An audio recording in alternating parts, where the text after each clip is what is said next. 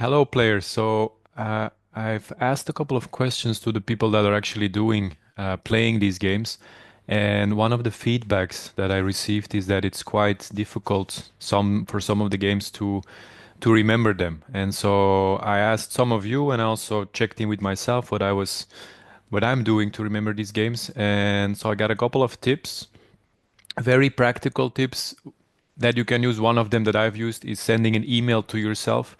And in Gmail, you have this option to send emails on specific days. So one thing that I have done before is to send one line reminder, very short, every morning at 6 a.m., for example. So I receive it in my mailbox and I don't even need to open it, but I can just see in the morning or in the afternoon when I open the mailbox. I don't open it so often, that there is something about that game that I had the intention to play during the week. Another one, a simple one, is to write it on your hand. Other things I've done is to put things on the mirror in my bathroom, in the fridge, in your shoe. It could be an object in your shoe. So the way to remember the game by itself could be a game or could be a creative act that you can do. Another one would be alarm clocks.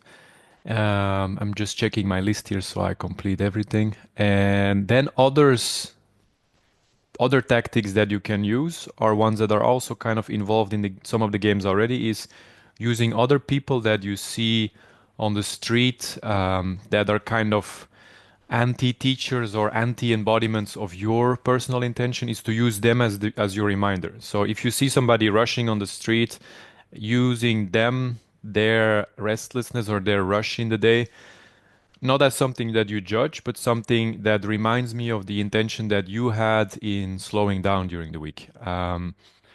Deeper than that, and that's where we get to the more of the core of practice, you could say, is using the anti-teachers in yourself, the habitual ways of doing that you would not like to continue for the long run, that would not be sustainable for you, to use those as reminders. So when you notice that you are rushing, if I notice suddenly now I'm rushing my talking because I'm in front of a screen, can I slow down my talking? Because I noticed the observer, the witness observed that Olivier was acting, presenting out of habitude, out of habit, and I create an inner stop, and I use myself. What I share with Marcel Duchamp is, quote, the little game between I versus me. I use the witness to dictate how I will be acting, and if I'm acting out of my set intention, then I use myself as a reminder.